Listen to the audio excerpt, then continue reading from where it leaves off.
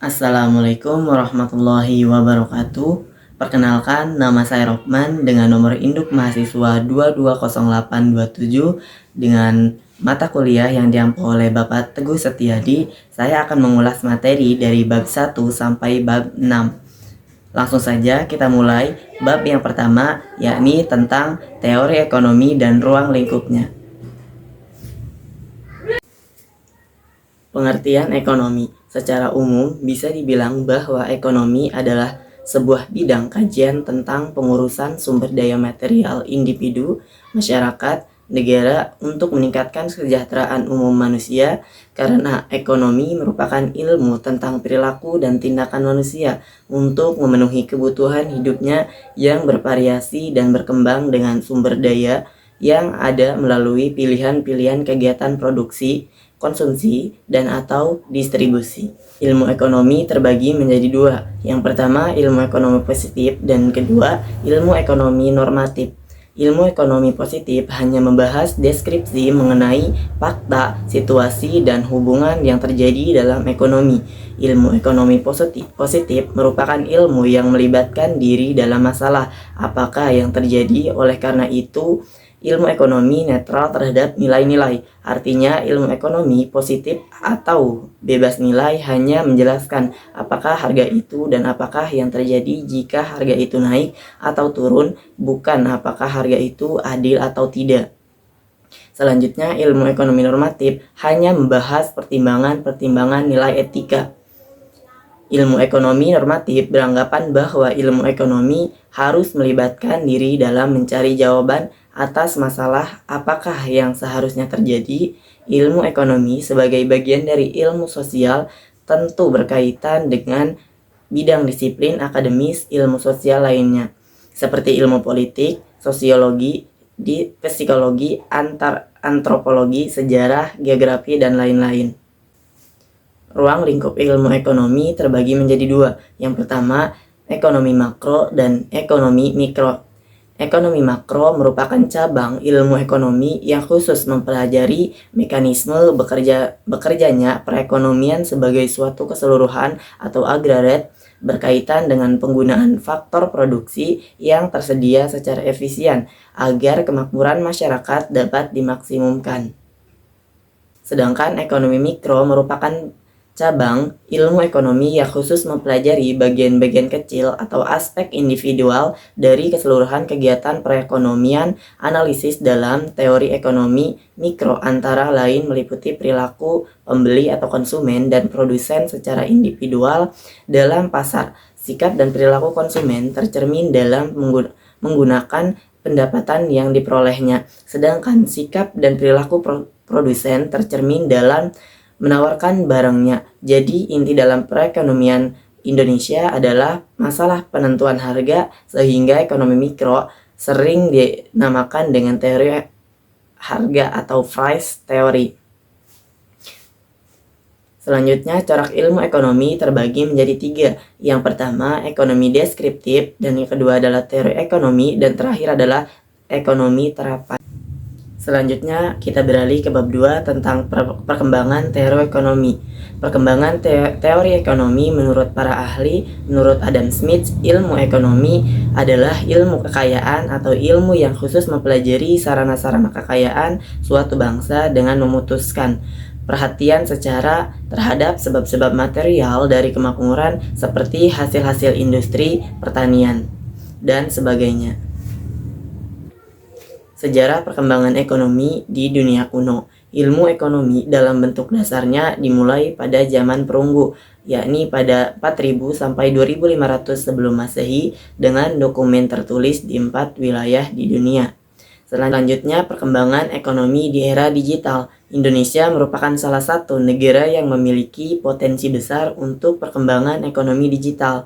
Google dan Tencent 2018 dalam hasil penelitiannya menyebutkan bahwa salah satu hal yang mendukung perkembangan internet ekonomi di Indonesia adalah banyaknya jumlah penggunaan internet di Indonesia.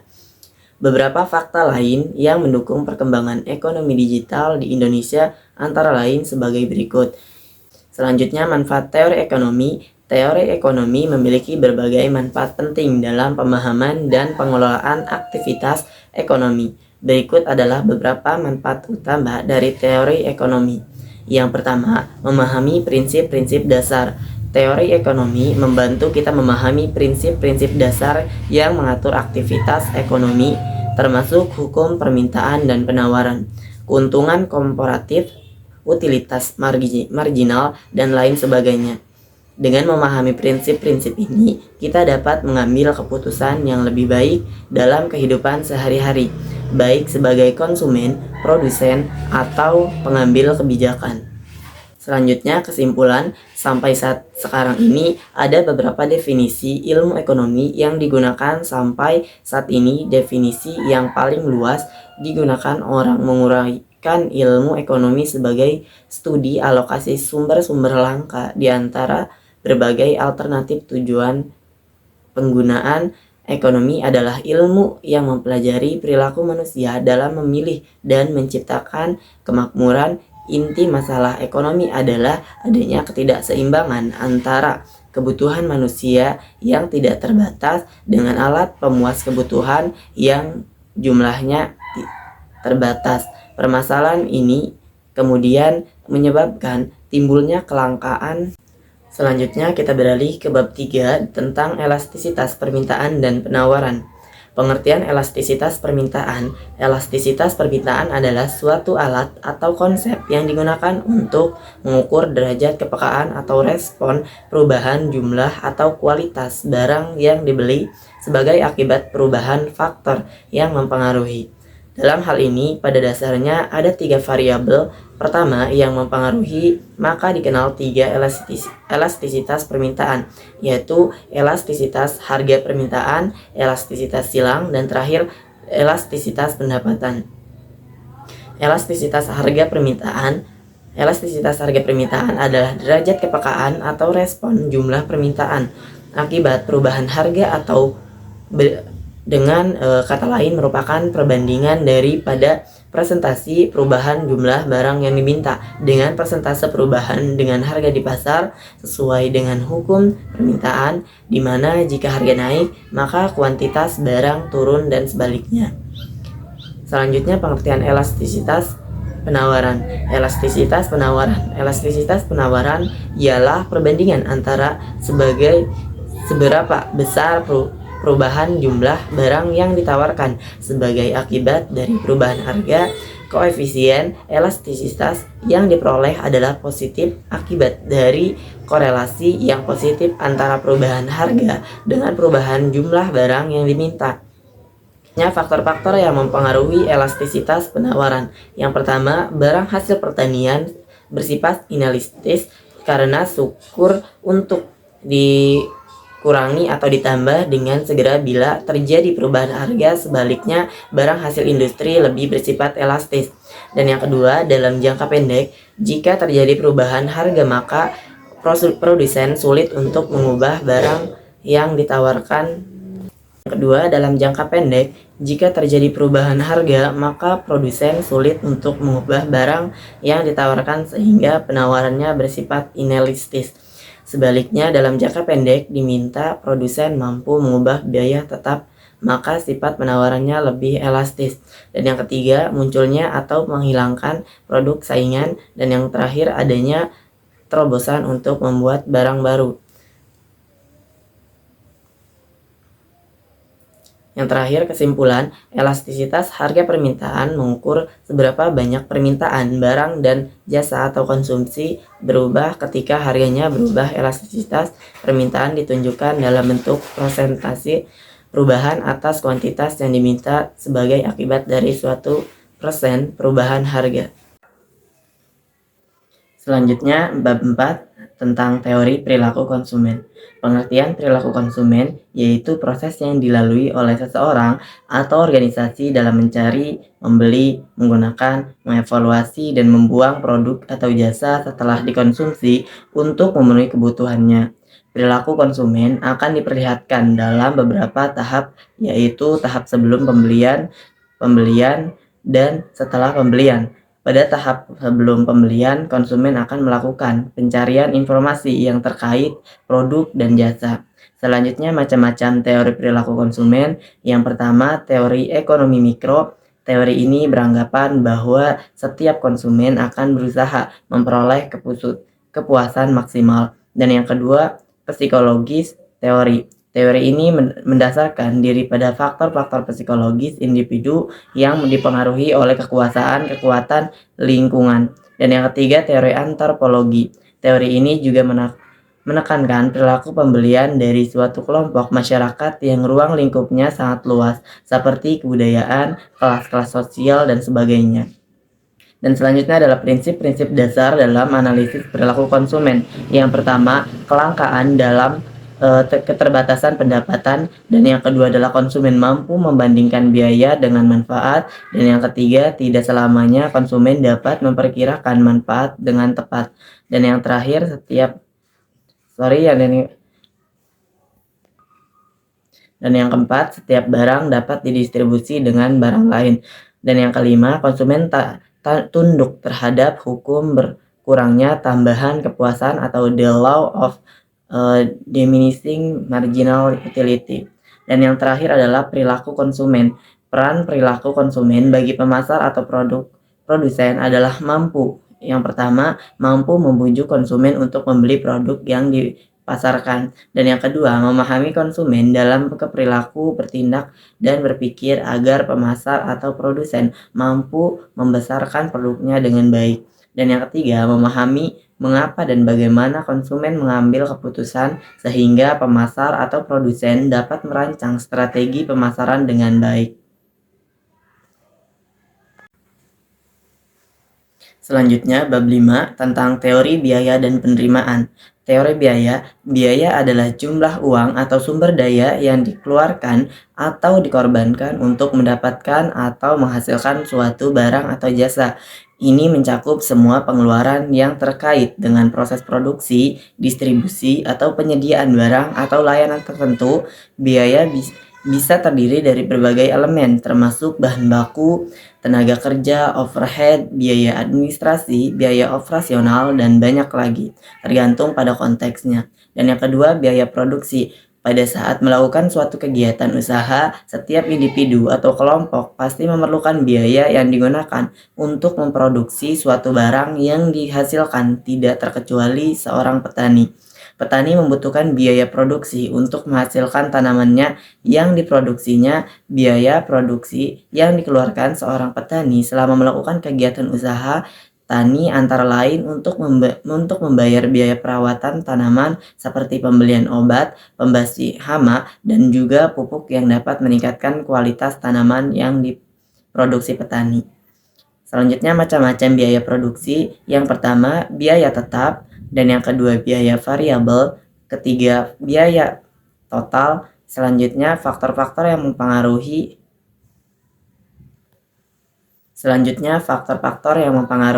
Pertama, biaya bahan baku. Harga dan ketersediaan bahan baku dapat mempengaruhi biaya produksi. Harga bahan baku yang tinggi dan fluktuasi harga dapat meningkatkan biaya produksi. Dan yang kedua, biaya tenaga kerja. Tingkat upah, jumlah tenaga kerja yang diperlukan, dan produktivitas pekerja dapat mempengaruhi biaya tenaga kerja. Upah minimum, tarif pekerjaan, dan kebijakan karyawan dapat mempengaruhi biaya tenaga kerja. Selanjutnya, bab 6 tentang teori produksi dan kegiatan perusahaan. Pertama, bentuk-bentuk organisasi perusahaan. Perusahaan adalah institusi atau lembaga yang menggunakan atau memanfaatkan dan mengorganisasikan faktor-faktor produksi untuk menghasilkan suatu barang dan jasa-jasa. 2. Perusahaan ditinjau dari sudut teori ekonomi. Dalam teori ekonomi, pemisalan terpenting dalam menganalisis kegiatan perusahaan adalah mereka yang dapat melakukan kegiatan produksi semampu kepada tingkat di mana keuntungan mereka mencapai jumlah yang maksimum. Selanjutnya, keuntungan atau kerugian adalah perbedaan hasil peninjauan dan biaya produksi. Keuntungan diperoleh apabila hasil penjualan melebihi dari biaya produksi dan sebaliknya.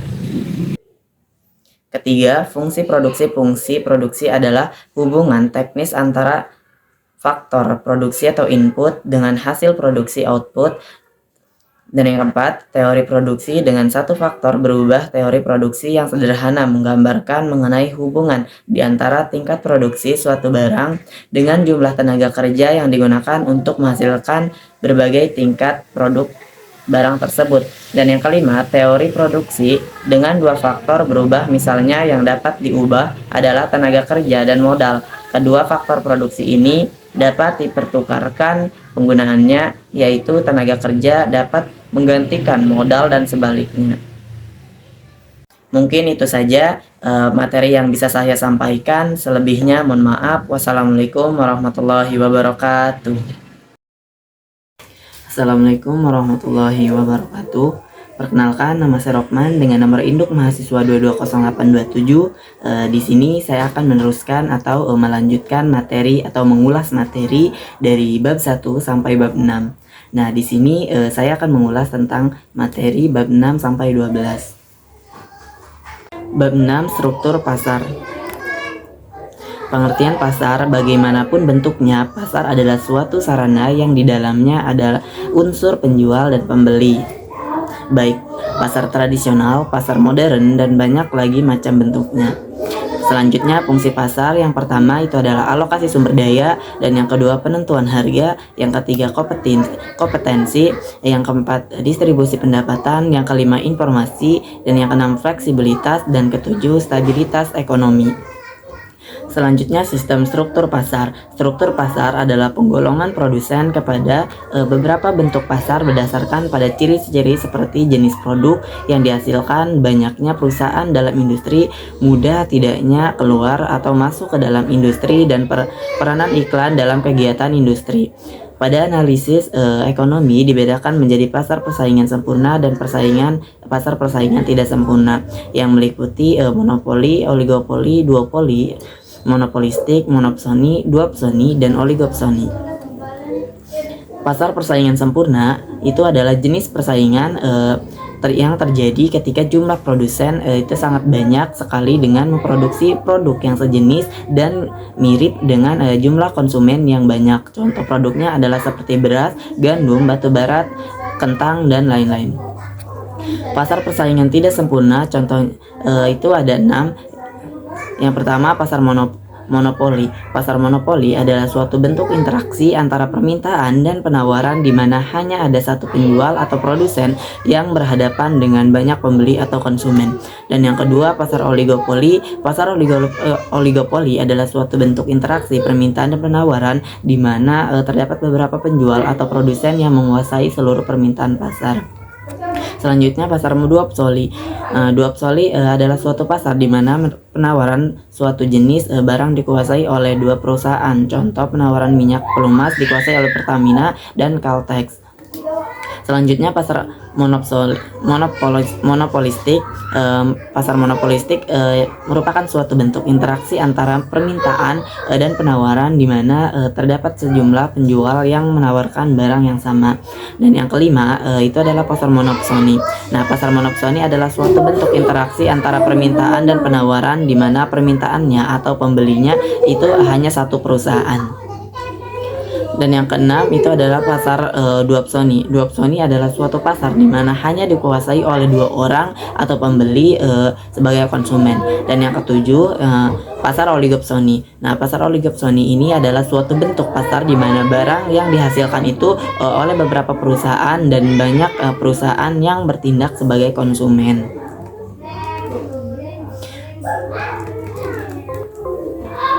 Selanjutnya, bab 7, pendapatan nasional. Pendapatan nasional menurut Wikipedia adalah jumlah pendapatan yang diterima oleh seluruh rumah tangga atau keluarga atau RTK di suatu negara dari penyerahan faktor-faktor produksi dalam suatu periode. Biasanya selama setahun. Mendapatkan nasional adalah salah satu indikator untuk dapat mengukur perkembangan tingkat pembangunan dan kesejahteraan pada suatu negara dalam waktu ke waktu. Dalam menggunakan metode perhitungan pendapatan nasional dapat diketahui arah, tujuan, dan struktur perekonomian suatu negara. Selain itu, menghitung pendapatan nasional bermanfaat untuk mengetahui tingkat kemakmuran suatu negara, mengevaluasi kinerja dan perekonomian dalam skala tertentu. Selanjutnya, konsep pendapatan nasional. Pendapatan nasional dapat dibagi dalam beberapa kategori. Yang pertama, produk domestik bruto atau GDP merupakan jumlah produk berupa barang dan jasa yang dihasilkan oleh unit-unit produksi di dalam batas wilayah suatu negara atau domestik selama 1 tahun, baik penduduk negara maupun penduduk asing yang berada di negara tersebut. Dan yang kedua, produk nasional bruto atau GNP, nilai produk berupa barang dan jasa yang dihasilkan oleh produk suatu negara selama 1 tahun, termasuk yang dihasilkan warga negara tersebut yang berada di luar negeri. Dan yang ketiga itu produk nasional neto atau GNP dikurangi depresi atau penyusutan barang modal atau yang sering pula disebut dengan replacement. Yang keempat adalah pendapatan nasional neto adalah pendapatan yang dihitung menurut jumlah balas jasa yang diterima oleh masyarakat sebagai pemilik faktor produksi. Dan yang kelima itu pendapatan perseorangan adalah jumlah pendapatan yang diterima oleh setiap orang dalam masyarakat, termasuk pendapatan yang diperoleh tanpa melakukan kegiatan apapun. Dan yang keenam itu pendapatan yang siap dibelanjakan adalah pendapatan yang siap untuk dimanfaatkan guna membeli barang dan jasa konsumen, dan selebihnya menjadi tabungan yang disalurkan menjadi investasi. Selanjutnya, faktor-faktor yang mempengaruhi pendapatan nasional. Yang pertama itu adalah konsumsi, dan yang kedua adalah investasi dan tabungan, dan yang ketiga permintaan dan penawaran agraret. Selanjutnya adalah metode perhitungan pendapatan nasional. Nah,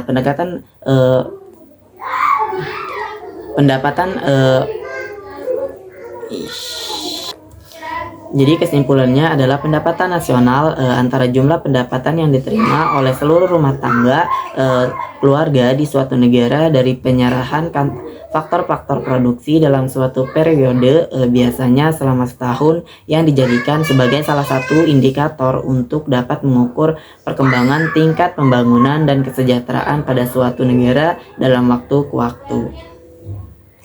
Selanjutnya, bab 8, persaingan monopolitis. Pengertian persaingan monopolitis. Persaingan monopolitis pada dasarnya adalah pasar yang berada di antara dua jenis pasar yang ekstrim, yaitu persaingan sempurna dan monopoli. Oleh sebab itu, sifat-sifatnya mengandung unsur-unsur sifat pasar monopoli dan unsur-unsur sifat pasar persaingan sempurna. Selanjutnya, bentuk-bentuk persaingan monopolitis. Yang pertama itu persaingan monopolitis yang mengendalikan rahasia produksi. Dalam kasus ini, suatu pemain di pasar memiliki monopoli dalam produksi sebuah produk, dan pemain lain bergantung pada produk tersebut untuk keberlangsungan mereka di pasar. Dan yang kedua, persaingan monopolitis yang mengendalikan rahasia distribusi. Dalam kasus ini, suatu pemain memiliki monopoli dalam distribusi sebuah produk, dan permainan lain bergantung pada produk tersebut untuk keberlangsungan mereka di pasar. Selanjutnya, ciri-ciri persaingan monopolitis itu ada 4. Yang pertama, diferensiasi produk, dan yang kedua pemahalan produk, dan yang ketiga kebebasan masuk dan keluar pasar, dan yang keempat adalah kurva permintaan yang elastis. Selanjutnya adalah fungsi persaingan monopolitis. Nah, fungsi yang pertama itu adalah mengakumulasi pemain di pasar. Persaingan monopolitis dapat mengakumulasi pemainnya di pasar karena pemain lain harus bergantung pada pemain dominan untuk keberlangsungan mereka di pasar. Dan yang kedua adalah mengiaskan pemain ke dalam pasar. Persaingan monopolistis dapat mengiaskan pemain ke dalam pasar karena pemain lain harus bergantung pada pemain dominan untuk keberlangsungan mereka di pasar. Dan yang ketiga adalah untuk menginginkan perusahaan menetapkan harga yang sedikit beberapa berdasarkan diferensi produk. Selanjutnya adalah sistem persaingan monopolitis. Yang pertama itu adalah ketidakpuasan terhadap pasar sempurna dan monopoli. Dan yang kedua adalah sumber daya alam yang melimpah. Dan yang ketiga produk diferensi yang tidak terlalu tinggi.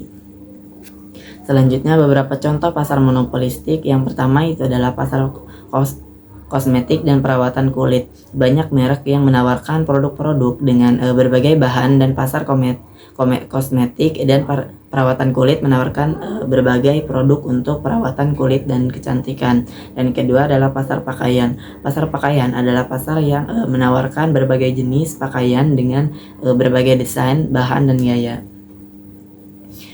Selanjutnya beberapa contoh pasar monopolistik. Yang pertama itu adalah obat-obatan. Nah, obat-obatan sendiri adalah zat atau bahan yang digunakan untuk mencegah atau mengobati atau mengurangi gejala penyakit. Berbagai perusahaan farmasi menawarkan obat-obatan dengan merek dan formulasi yang berbeda. Dan yang kedua, tempat makan atau makanan cepat saji. Nah, makanan cepat saji adalah jenis makanan yang disajikan dan disiapkan dengan cepat. Umumnya dijual di restoran cepat saji. Nah, industri makanan dan minuman dengan restoran-restoran yang menawarkan menu dan konsep yang beragam. Jadi kesimpulannya adalah pasar persaingan monopolitis adalah suatu pasar di mana terdapat banyak produsen yang menghasilkan barang yang berbeda atau yang bercorak. Nah, di mana memiliki ciri-ciri yaitu terdapat banyak penjual, barangnya bersifat berbeda, dan dapat mempengaruhi harga. Keluar masuknya relatif mudah dan banyak melakukan persaingan bukan dan harga. Selanjutnya bab 9 tentang pasar bebas dan kebijakan pemerintah. Pengertian pasar bebas. Istilah pasar bebas digunakan sebagai sinonim untuk kapitalisme. Maksud adalah ekonomi dengan persaingan yang tidak terhalang. Definisi yang lebih inklusif harus mencakup kegiatan ekonomi sukarela selama tidak dikendalikan oleh otoritas pusat yang memaksa. Selanjutnya jenis-jenis pasar bebas. Yang pertama adalah AFTA atau ASEAN Free Trade Area, dan yang kedua NAFTA atau North America Free Trade Area, dan yang ketiga CAFTA China Asia Free Trade Area, dan yang keempat adalah APEC Asia Pacific Economy. Selanjutnya fungsi dan tujuan pasar bebas. Fungsi pasar bebas adalah pemberian kebebasan kepada masyarakat dalam melakukan aktivitas ekonomi baik ekspor maupun impor, serta memberikan transformasi informasi berkaitan kuantitas permintaan dan harga barang. Selanjutnya ciri-ciri pasar bebas. Yang pertama, semua sumber barang atau alat produksi dapat bebas dimiliki dan diatur oleh semua pihak. Dan yang kedua, terdapat pembagian kelas-kelas pekerja dan pemilik modal dalam sistem perekonomian. Selanjutnya tujuan pasar bebas. Yang pertama adalah memperluas pasar, dan yang kedua pasar bebas adalah satu di antara sarana guna memperluas jangkauan konsumen untuk suatu produk. Hal ini karena hambatan ekspor impor tiap negara makin menipis, sehingga produsen dapat melakukan riset pasar internasional.